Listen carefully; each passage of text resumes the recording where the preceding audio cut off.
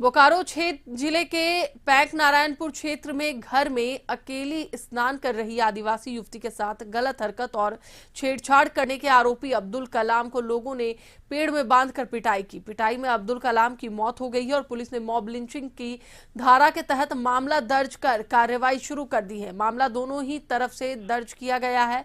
Bokaro SP Manoj Swargiary ने बताया कि मृत युवक ने युवती को घर में अकेला पाकर उसके साथ छेड़छाड़ और गलत हरकत की थी और इसी दौरान युवती ने शोर मचाया तो घर और ग्रामीणों ने उसे पकड़कर मारपीट की, जिससे उसकी मौत हो गई है।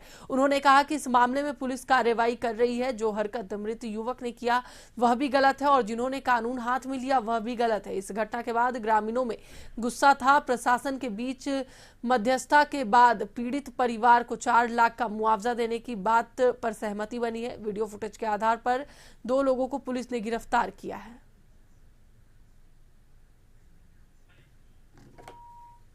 स्नान कर रहे थे, उसके ऊपर उन्होंने कुछ गलत तरीके से उनके ऊपर अटेम्प्ट किया था।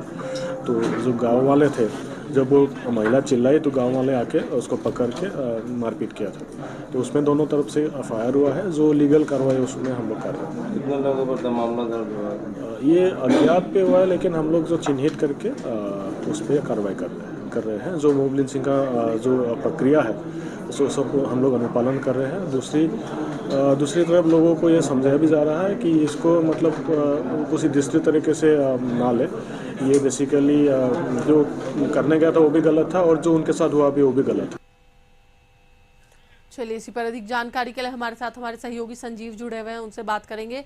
संजीव, पूरा मामला क्या था और अभी प्रशासन का क्या कहना है? देखिए, मामला यह था कि बोकारो जिले के पैंक नारायणपुर थाना क्षेत्र का यह मामला है और घर में आदिवासी युवती जो है घर में अकेले रह रही थी और उसी क्रम में जो है दूसरे समुदाय के जो लोग हैं, लड़के हैं, वह उनके घर चले गया और उनके साथ छेड़छाड़ करने लगा। और जब छेड़छाड़ करने लगा तो लड़की ने चिल्लाई और चिल्लाने के बाद लोग अगल बगल के लोग आए और उनको मौके बर्दाश्त पर पकड़ लिया और पकड़ने के बाद उनको पेड़ में बांध करके जम करके पिटाई की गई। लाठी डंडे लात भूसे से उनकी पिटाई हुई और पिटाई करते करते इतना प्राणभरा हो गया। उसके बाद लोगों ने उनको अस्पताल ले जाया गया। अस्पताल में उनकी मौत हो गई।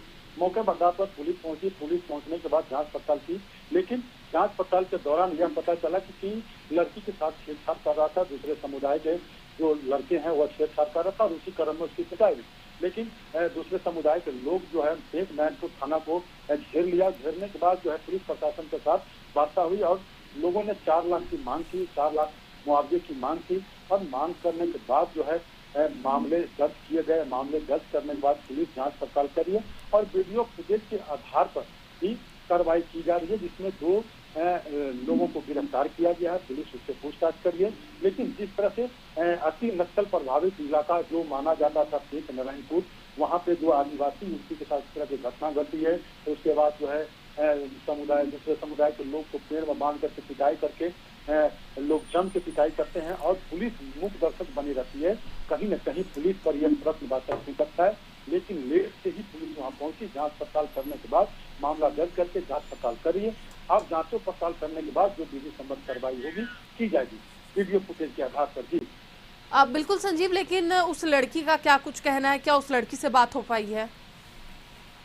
देखिए, निश्चित तौर से इस तरह के मामले में जो है युवती मीडिया के सामने नहीं आए, लेकिन उसके अगल बगल के लोग, उनके जो परिवार के लोग बता रहे हैं कि युवती जो है घर में अकेले थी और उसी क्रम में जो है यह घर में घुस करके उनके साथ छेड़छाड़ करता, अभद्र व्यवहार कर रहा था और वह जो है युवती ने वहाँ घर से चिल्लाई तो गांव का माहौल है और जब चिल्लाई तो लोग अगल बगल के लोग जुटे और जुटने के बाद लड़का को पकड़ करके पेड़ में बांध करके जम करके पिटाई की और पिटाई करने के बाद उसकी मौत हो गई। जी चलिए, बहुत बहुत धन्यवाद संजीव पूरी जानकारी के लिए। तो एक बार फिर से आपको बता दें कि लड़के ने पहले गलत व्यवहार किया, जिसके बाद लोगों ने पकड़कर उसके पीटा, जिससे उसकी मौत हो गई।